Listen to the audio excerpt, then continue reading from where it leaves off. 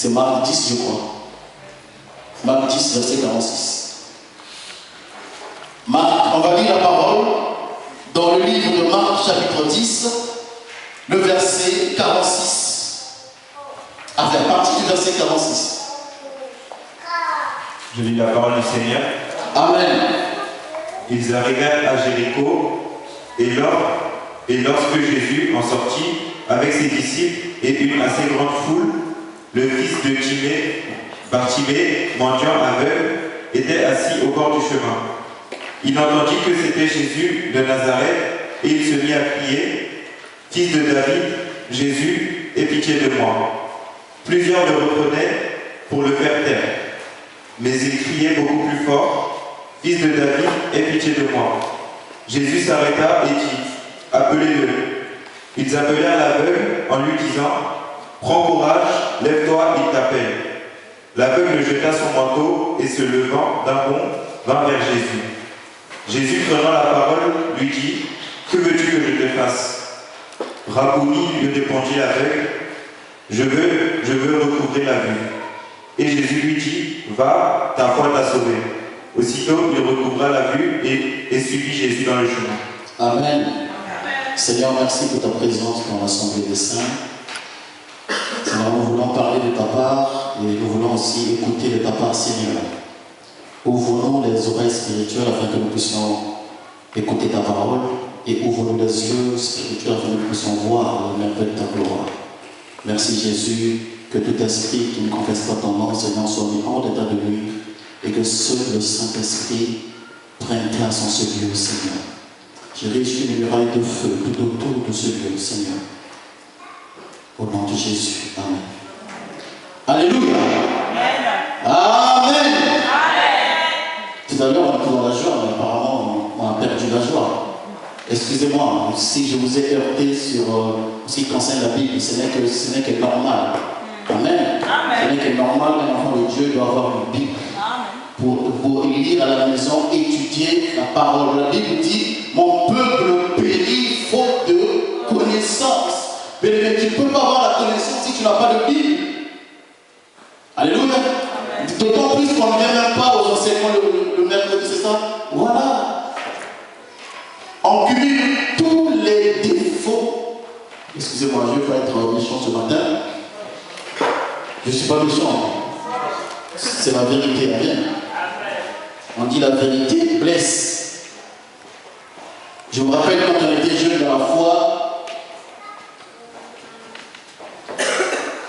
j'étais avec ce jeune frère devant. Même si le Seigneur m'a fait grâce, mais lui je l'ai trouvé dans l'église. Il m'a reçu quand j'ai rencontré le Seigneur. Il était serviteur avant moi, même s'il est plus jeune que moi. Amen. Amen. Je l'ai trouvé à l'église. Il était serviteur. Moi, j'étais assis sur le banc. Je l'ai trouvé en train de faire la modération. Moi, j'étais assis sur le banc. Mais malheureusement, ça ne dépend ni de celui qui cherche, ni de celui qui court, ça dépend de Dieu. Amen. Alléluia. Il est resté comment? Modérateur. N'est-ce pas, frère? Il faut aller à Brazzaville pour que l'apôtre te consacre évangéliste. Amen. Bon, écoute, nous avons lu l'histoire de Bartimée. La Bible nous dit qu'il y avait un homme qui s'appelait Bartimée. Écoute, on a beaucoup entendu sur l'histoire de Bartimée. On a beaucoup prêché sur l'histoire de Bartimée. Amen. C'est ça, voilà pourquoi on dit le Seigneur. Vous savez bien, tu peux lire une parole de Dieu, tu peux lire une partie de Dieu, tu peux la lire 1000 fois et le Seigneur te révélera 1000 fois aussi. Amen. C'est ça la richesse de notre Seigneur. Il faut qu'on comprenne notre Dieu. En fait, donc c'était un homme qui s'appelait Bartimée, mais la Bible nous le décrit. De quelle manière? La Bible dit que cet homme, c'était le fils de Timée qui était aveugle. Amen. Qui était aveugle. Et sa situation, c'est sa condition l'a poussé d'être mendiant.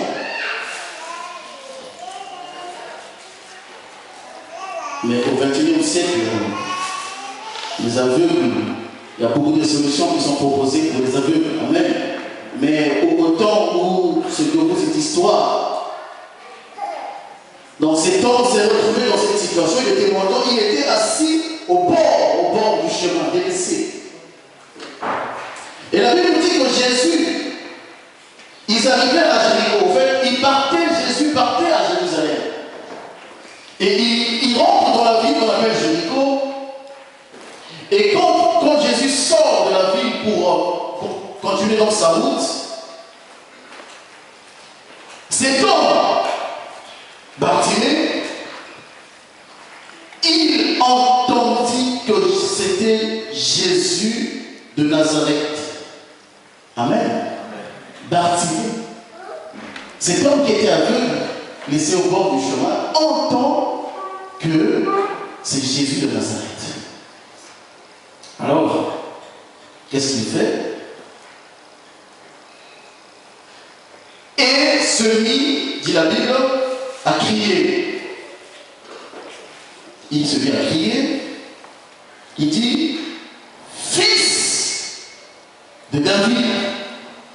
Amen. Fils de David, aie pitié de moi. Voilà le cri de Bartimée. Pendant qu'il crie, Fils de David, aie pitié de moi, il y a des gens qui l'entourent, qui sont autour de lui. Et ces gens qui l'entourent, dit la Bible, l'empêchent de prier, l'empêchent de réclamer ses droits. Amen. Il l'empêche de prier, dit la Bible. Plusieurs le reprenaient pour le faire taire. Mais il criait encore plus fort, Fils de David, aie pitié de moi. Bien aimé, quand je lis cette histoire, chaque jour, je me pose la question de savoir est-ce que Bartimée était le seul à crier ou pas? Amen. Est-ce qu'on peut se poser la question de savoir est-ce que Bartimée était le seul à crier quand Jésus passait ou pas? Non. Il y avait des gens qui criaient aussi. Il y avait des gens qui étaient quand Jésus marchait, il y a des malades qui accouraient, des gens qui venaient, qui avaient des problèmes, qui venaient, qui suivaient le Seigneur. Mais pourquoi est-ce que Marc nous raconte l'histoire de Bartimée? Il y a des gens qui ont crié aussi avec Bartimée, qui criaient ensemble avec Bartimée. Mais Bartimée, le cri de Bartimée a fait arrêter le Seigneur. Amen. Le cri de Bartimée a fait arrêter le Seigneur. Jésus s'arrêta, le verset 49, il dit, appelez-le. Amen. Jésus s'arrête. Il dit, appelez-le. Je suis en train de commenter la Bible. Ils appelèrent l'aveugle. Qui appelèrent l'aveugle? Ceux qui étaient avec Jésus. En lui disant, prends courage. Alléluia. Prends courage, il t'appelle. Les mêmes personnes qui faisaient taire Bartimée, alléluia, quand ils ont entendu Jésus dire, appelez-le, ils ont dit, viens, prends courage, il t'appelle. Lève-toi, il t'appelle. Le verset 50. Beaucoup de gens prêchent ce verset. L'aveugle jetant son manteau et se levant au pont, se levant des ponts vers Jésus. Jésus prend la parole et dit, Rab, que veux-tu que je te fasse? Rabboni lui dit, l'aveugle, je veux recouvrir la vue. Et Jésus lui dit, va, ta foi t'a sauvé. Aussitôt qu'il recouvra la vue et suivit Jésus dans le chemin pour aller où? À Jérusalem. Amen. Bien, regardez cet homme qui n'était pas prévu dans le cortège de Jésus pour entrer dans la gloire à Jérusalem. Parce que vous rappelez-vous, quand Jésus entre à Jérusalem, vous savez ce qui se passe. Cet homme n'était pas prévu pour accompagner Jésus dans la gloire à Jérusalem. Cet homme était au bord du chemin, méprisé. Mais il y a une chose qui a attiré mon attention quand j'ai lu cette histoire de Bartimée. C'est le cri de Bartimée. Mais le cri de Bartimée, il dit fils de David. Fils de David. Qui est le fils de David? Amen. Amen. Qui est le fils de David? Qui est le fils de David? Qui connaît le fils de David? Salomon, c'est le fils de David. Alléluia. Salomon, c'est le fils de David. C'est lui qui a hérité du trône de David. Salomon. Donc quand Bartimée dit fils de David, Bartimée voit en Jésus qui? Salomon. Amen. Comprenez-moi. Bartimée voit en Jésus le fils de David qui est Salomon. Mais qui est Salomon? Alléluia. Qui est Salomon, bien le Seigneur? Et je vais vous rappeler que Jésus-Christ, c'est lui qui est le vrai Salomon. Je vous laisse expliquer tout à l'heure. Mais avant que Bartimée ne puisse reconnaître la personne de Jésus, le vrai Salomon, il y avait quelqu'un avant Bartimée qui a reconnu en Jésus le vrai Salomon. Vous savez c'est qui? Jean-Baptiste. Jean-Baptiste a reconnu en Jésus le vrai Salomon. Qu'est-ce qui se passe quand on intronise Salomon comme roi? Qu'est-ce qui se passe? Qui vient introniser Salomon comme roi? Qui connaît ça? Qui est venu introniser le fils de David, Salomon, comme roi? Et je vais vous montrer que Jean-Baptiste, lui aussi, est venu introniser le vrai Salomon comme roi. Voilà pourquoi Bartimée l'a reconnu comme fils de David. On va lire la parole. Un roi, en verset 38.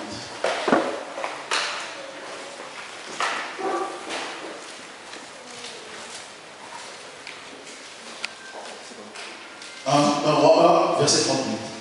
À partir de 38. Je lis la parole du Seigneur. Shimei. Un roi 1, verset 38. Alors le sacrificateur Sadok descendit avec Nathan le prophète, Benaja, fils de Jéhojada, les Kérétiens et les Pélétiens. Ils firent monter Salomon sur la mule du roi David et ils le menèrent à Guillon. Le sacrificateur Sadok prit la corne d'huile dans la tente et il honnit Salomon. On sonna de la trompette et tout le peuple dit, vive le roi Salomon. Tout le peuple monta après lui et le peuple jouait de la flûte et se livrait à une grande joie. La terre s'ébranlait par leurs cris. Amen. Alléluia. Voilà les deux personnes qui ont intronisé Salomon comme roi. Il y avait le sacrificateur Zadok et il y avait le prophète Nathan. Amen. Ça c'était le Salomon de l'Ancien Testament. Amen. Mais j'ai dit tout à l'heure que Bartimée a reconnu Jésus comme étant le fils de David. Et si Jésus est le fils de David, les mêmes caractéristiques qu'il y avait Salomon doivent se retrouver dans la personne de Jésus. Amen. Amen. Parce que si réellement Jésus est le fils de David, si le prophète Nathan est venu oindre Salomon avec une corne, le véritable Salomon aussi, on devait reconnaître en lui. Et il fallait qu'il y ait un prophète aussi pour venir reconnaître que c'était lui le fils de David. Amen. Et souvenez-vous le jour où Jésus se présente devant Jean-Baptiste pour se faire baptiser, qu'est-ce qui se passe? Alléluia. Je vous révèle cela. Jean-Baptiste, quand il voit Jésus,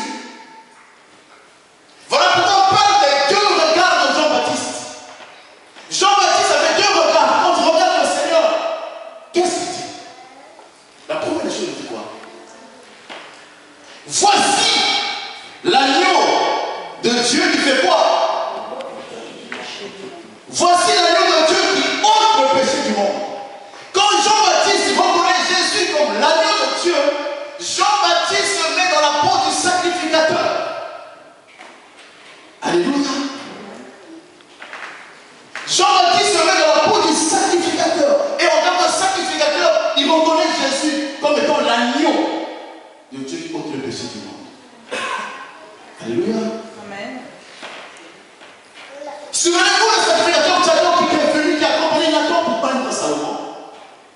Et là, quand Jean regarde Jésus, il dit voici l'agneau de Dieu. Ah, il se met dans la peau du sacrificateur. Alléluia. Et il continue en disant je ne suis pas digne, alléluia, de délier les courroies de ses sandales. Il dit moi je ne suis pas digne. Moi je n'ai pas le pouvoir de racheter. Alléluia. Je n'ai pas le pouvoir, je ne suis pas le type de Boaz. Amen. Je ne suis pas le type de Boaz. Moi je ne peux pas racheter. Là il se met dans la peau du prophète. Alléluia. Il se met dans la peau du prophète. Voilà pourquoi on parle des deux regards de Jean-Baptiste. Il fallait introniser le roi dans la gloire. Et pour introniser le roi dans la gloire, il fallait qu'on le consacre, qu'on l'introduise d'abord au roi. Souvenez-vous, quand Jésus a reçu l'intronisation, il est entré dans le désert. Alléluia. C'est là où il est allé recevoir la puissance et c'est là où il est venu relever un autre défi qu'il attendait. Quel était le défi? L'autre défi qui attendait Jésus. Le défi qui attendait Jésus, c'était celui de venir racheter ou relever le premier Adam qui a échoué en Éden. Alléluia. Amen.